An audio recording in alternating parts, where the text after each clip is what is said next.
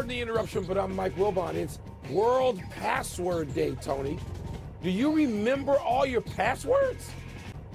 Tony Kornheiser, of course, and even better, I also remember yours. Yeah. Well, they're easy. You know, they're all 40 and 51. You know who that is, right? 40 and 51? No, go ahead. They're Bears. Obviously, Butkus is 51, right? Is Butkus 51? Yep. Is Sayers 40? There you go. Bingo, Sayers. Bingo. You got it. Sayers, Butkus. I just revealed it all. Welcome to PTI, boys and girls. In today's episode, Jaylen Brown's future, the irrelevance of the Preakness Stakes, and Tim Legler joins us for 5 good minutes. But we begin today again with the NBA playoffs from last night. San Antonio evened their series with Minnesota by pounding the Timberwolves 133-95.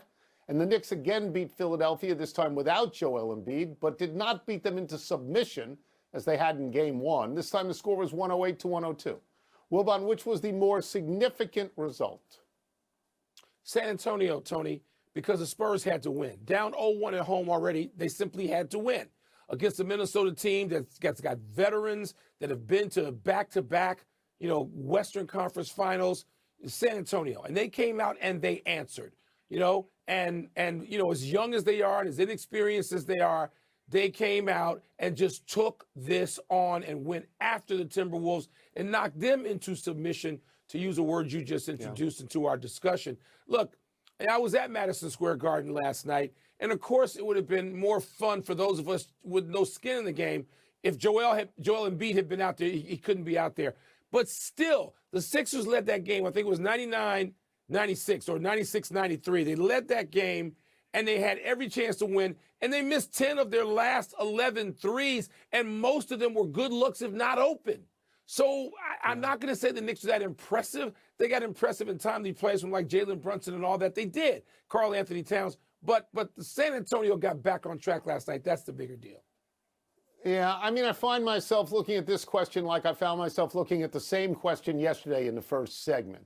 And that was about what was more impressive, Detroit winning or Oklahoma City winning. And I said neither was particularly impressive because they were both at home, and I thought they were both going to win. I wasn't surprised at all. I wasn't surprised at all by last night. Maybe I was surprised a little bit that the Knicks score was close. But you know what, Mike? Joel Embiid misses a lot of games. And they play a lot of games without him, and they win a lot of games without him. They just change their tactics. So I shouldn't be that surprised. And I thought that San Antonio would win by a comfortable margin. As I said to you the other day, don't get carried away with Minnesota winning Game 1 because San Antonio had an open three at the buzzer, which could have won the game. I'll just go generally here for 15 seconds. The Knicks are a better team than Philadelphia, with or without Embiid. They're going to win the series. I am curious about if I have this fact straight, if I'm correct that San Antonio has lost 7 straight games in Minnesota. So I want to see Game 3. I want to see how that works out. Let's move to Jaylen Brown of the Celtics. Hard place to play, the Target Center. Jaylen Brown asserting his love for Boston, struggling for the Cavs. We're going to ask Tim Legler. We'll also ask him why Austin Reeves struggles so much against the Thunder. That's suffocating defense. I keep wanting to say Golden Tornado, not Golden Tempo. I keep thinking Golden Tornado. I keep wanting to say something else, but I won't even hint at I know, you can't. We're off the air. No. Golden. Golden. And ESPN NBA analyst Tim Legler. Let's start with this. You called the Sixers and the Knicks last night. What does Philadelphia need to do differently to get back in this series, or is it not possible? No, I think it is possible. And I think, look, they did a lot right in this game. And I said it actually on the call.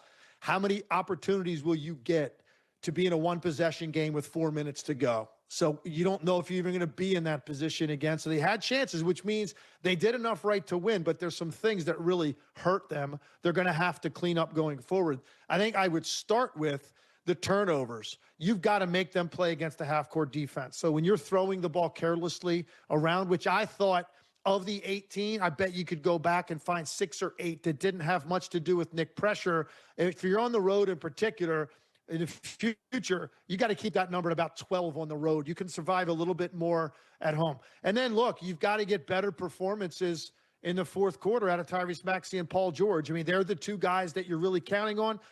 Both of those guys were really good in the first half. Paul George is incredible to start the game. As the game wore on, and part of this is because they play a shorter rotation. Those guys, I think, got a little bit tired in the fourth quarter, and they just did not deliver. So sometimes it comes down to that. Your best players have to be better if the game is close. Speaking of best players, Tim, let's look ahead tonight to Cavs and Pistons back on the court for Game 2 in Detroit. James Harden had more turnovers, speaking of turnovers, than baskets made.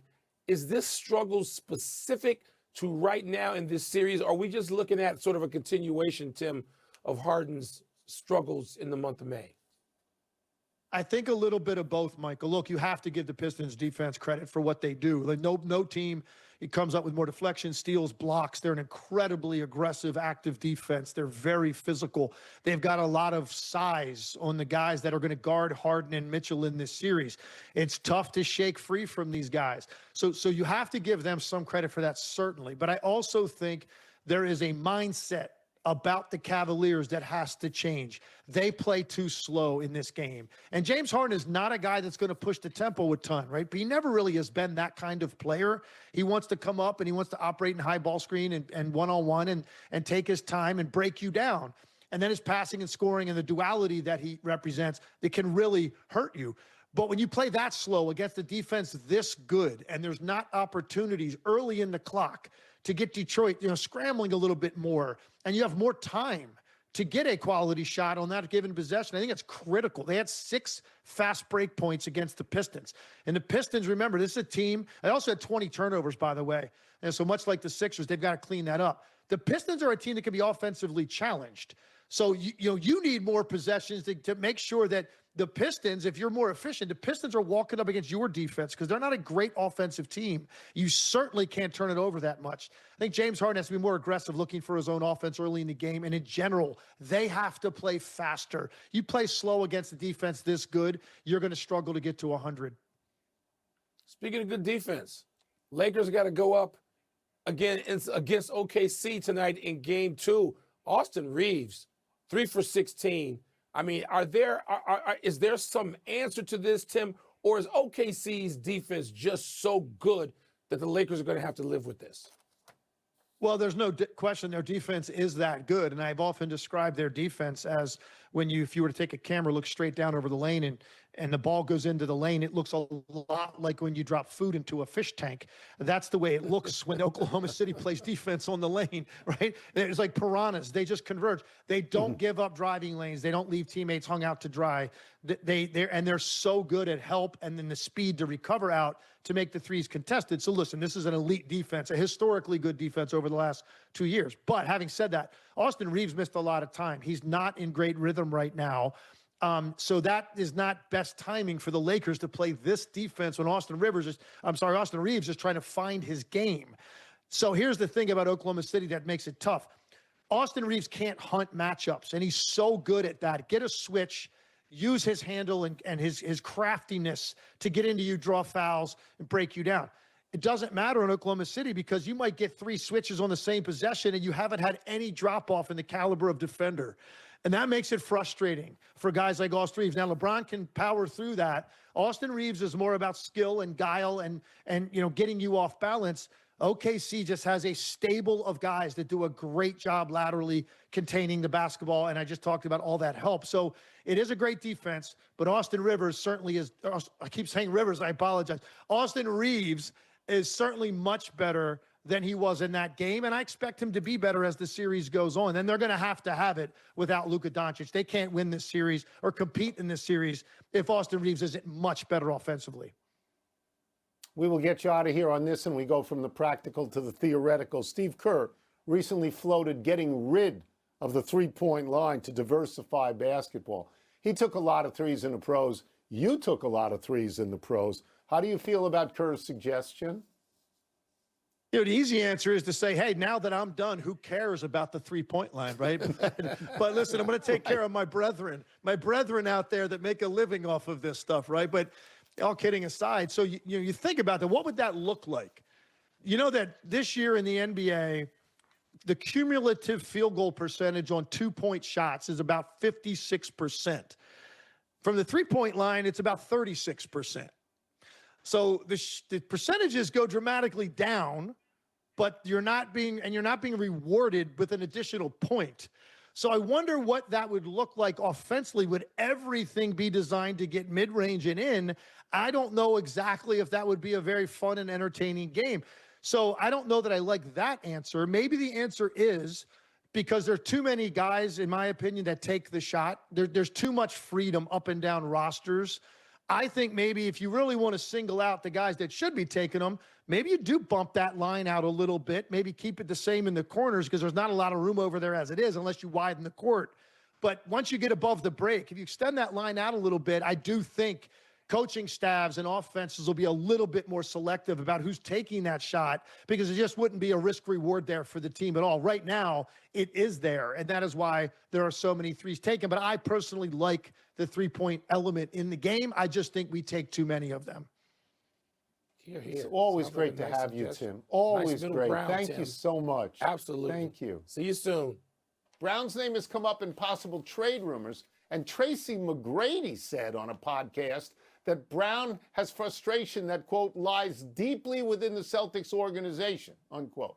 Yesterday, Celtics director of basketball Brad Stevens downplayed any rift with Brown, and Brown himself said, quote, I love Boston. If it was up to me, I would play in Boston the next 10 years, unquote. Wilbon, where do you see this headed? Wow, Tony. It's a fascinating dynamic going on there because you don't have to have a rift to trade somebody away, particularly in this league, in the NBA. The most famous and greatest players in the history of the game, many of them, Wilt Chamberlain, get traded away. They play for multiple teams. James Harden, 5 teams, I think. Kevin Durant, 5 teams. The great Hall of Famers, first ballot Hall of Famers, they move all the time. And yes, some of them are traded. So you can trade Jaylen Brown. You can trade him to Milwaukee for Giannis, and maybe both teams have an immediate sort of lift from something like that. If I'm a team out there, and I know there's at least smoke around this Jaylen Brown thing, I'm calling Boston, and I'm going to make them tell me no. If I think I'm close, I think I need a star. Milwaukee, they can't just do this with draft picks. They need a star. I'm calling Boston, and I'm saying, hey, let's talk about Jaylen Brown for Giannis. I would do that in any other number of teams because Jaylen Brown is that worthy. So, Tony, there's smoke. I don't know whether there's fire, but I think this thing right now is 50-50. And in this league, no matter what people say, now trades happen. So I had Jaylen Brown, as you know, as my regular season MVP. Yes, and I don't recall ever thinking that an MVP candidate would be traded like that. But yeah, if you're going to get Giannis, you can't give a bag of beans. So I understand that. And I would say that even though Brown has declared his love for Boston, the Celtics take this seriously. Brad Stevens comes out here and he declares his love for Jaylen Brown. And Jaylen Brown then says, and I love Brad Stevens, which doesn't mean that Brad Stevens won't make a big move. Here's the thing, Mike. Exactly. It's the construction of the Celtics, right? All they do is throw up threes. If Brad Stevens believes we can't win this way, we are not strong enough and solid enough in the middle, Joel Embiid just treated us as we were puny. We don't get to the basket as much as we should get to the basket. We have to make a big move, and he's not afraid to make a big move. No, if he decides he makes a big move, Jaylen Brown can say he loves Boston all he wants. He could end up somewhere else. So could everybody on the team end up somewhere else. That's right, so possible. And there's also the factor of whether they want to pay 2 guys who have some duplication of skills $600 million. And Jason Tatum, well, they won a championship with him. They won a championship and Tatum is beloved in Boston. It seems to me, my time spent there with these 2 guys. Brown, liked, respected, he's great. Beloved, like Tatum? No. Let's move to your horses, Tony. Kentucky Derby winner Golden Tempo is not the only Derby horse slated to skip the Preakness.